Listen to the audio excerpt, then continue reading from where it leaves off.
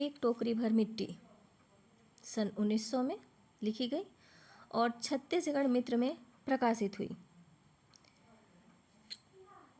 जो हिंदी की आरंभिक कहानियों में माधवराव सप्रे की बहुचर्चित कहानी है। एक टोकरी भर मिट्टी 1901 में छत्तीसगढ़ मित्र में प्रकाशित हुई। यहाँ पर 1900 दिया है, 1901 भी दिया है, तो 1900 या 1901 जो भी आए एग्ज़ाम में वो लगा देना है, तो 1901 ही ज़्यादा सही है। तो जो एक टोकरी भर मिट्टी है उसका ताना बाना एक गरीब, असहाय विधवा के स्वाभिमान और समकालीन सामंती शोषण के तंतुओं से बुना गया है। शुरू करते हैं। एक टोकरी भर मिट्टी। किसी श्रीमान जमींदार के महल के पास एक गरीब अनाथ विधवा की झोपड़ी थी।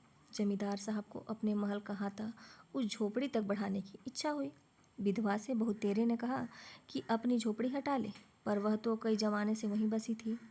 उसका प्रिय पति और इकलौता पुत्र भी उसी झोपड़ी में मर गया था। पतोहू भी एक 5 बरस की कन्या को छोड़कर चल बसी थी।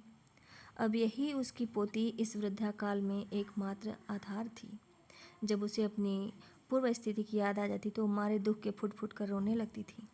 और जब से उसने अपने श्रीमान पड़ोसी की इच्छा का हाल सुना, तब से वह मृत प्राय हो गई। उस झोपड़ी में उसका मन लग गया था कि बिना मरे वहाँ से वह निकलना ही नहीं चाहती थी। श्रीमान के सब प्रयत्न निष्फल हुए। तब वे अपनी जमींदारी चाल चलने लगे। बाल की खाल निकालने वाले वकीलों की थैली गरम कर उन्होंने अदालत से झोपड़ी पर अपना कब्जा कर लिया और विधवा को वहाँ से निकाल दिया। बेचारी अनाथ तो थी ही, पास पड़ोस में कहीं जाकर रहने लगी। एक दिन श्रीमान उस झोपड़ी के आसपास टहल रहे थे और लोगों को काम बतला रहे थे कि वह विधवा हाथ में एक टोकरी लेकर वहाँ पहुँची। श्रीमान ने उसको देखते ही अपने नौकरों से कहा कि उसे यहाँ से हटा दो, पर वह गिड़गिड़ा कर बोली, महाराज, अब तो यह झोपड़ी तुम्हारी ही हो गई है, मैं उसे लेने नहीं आई हूँ। महाराज क्षमा करें, तो एक विनती है। जमींदार साहब के सिर हिलाने पर उसने कहा, जब से यह झोपड़ी छूटी है तब से मेरी पोती ने खाना पीना छोड़ दिया है। मैंने बहुत कुछ समझाया पर वह एक नहीं मानती। यही कहा करती है कि अपने घर चल, वही रोटी खाऊंगी। अब मैंने यह सोचा कि इस झोपड़ी में से एक टोकरी भर मिट्टी लेकर उसी का चूल्हा बनाकर रोटी पकाऊंगी। इससे भरोसा है कि वह रोटी खाने लगेगी। महाराज कृपा करके आज्ञा दीजिए तो इस टोकरी में मिट्टी ले आऊं। श्रीमान ने आज्ञा दे दी। विधवा झोपड़ी के भीतर गई। वहां जाते ही उसे पुरानी बातों का स्मरण हुआ और उसकी आंखों से आंसू की धारा बहने लगी। अपने आंतरिक दुख को किसी तरह संभाल कर उसने अपनी टोकरी मिट्टी से भर ली और हाथ से उठाकर बाहर ले आई। फिर हाथ जोड़कर श्रीमान से प्रार्थना करने लगी, महाराज कृपा करके इस टोकरी को जरा हाथ लगाइए, जिससे कि मैं उसे अपने सिर पर धर लूँ। जमींदार साहब पहले तो बहुत नाराज़ हुए, पर जब वह बार बार हाथ जोड़ने लगी और पैरों पर गिरने लगी तो उनके मन में कुछ दया आ गई। किसी नौकर से न कहकर आप ही मतलब स्वयं उसने ही टोकरी उठाने वह आगे बढ़ा। ज्यों ही टोकरी को हाथ लगाकर ऊपर उठाने लगे, त्यों ही देखा कि यह काम उनकी शक्ति के बाहर है।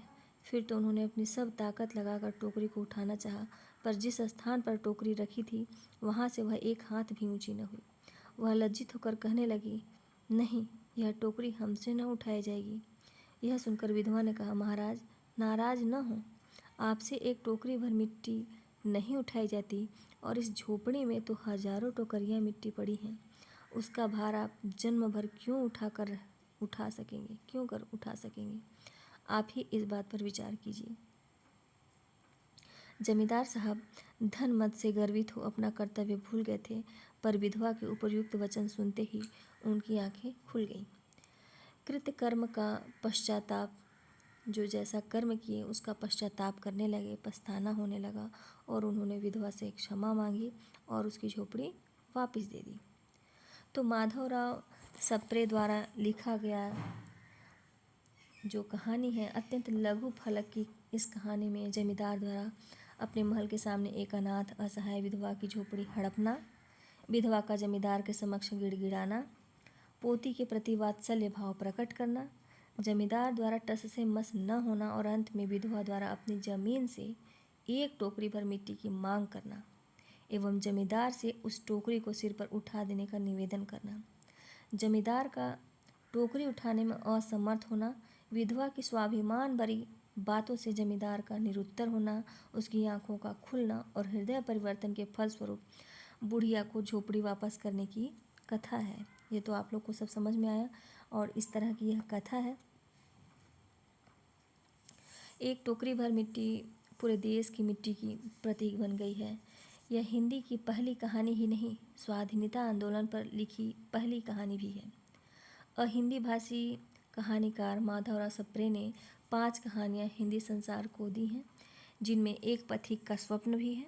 जैसे एक टोकरी भर मिट्टी है तो यह तो 1901 में, और एक पथिक का स्वप्न हो गया 1900 में, सुभाषित रत्न 1900